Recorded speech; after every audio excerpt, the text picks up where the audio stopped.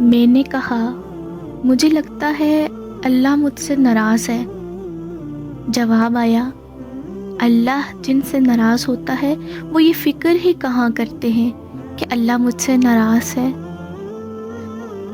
معلوم ہے ساری بات توفیق کی ہوتی ہے۔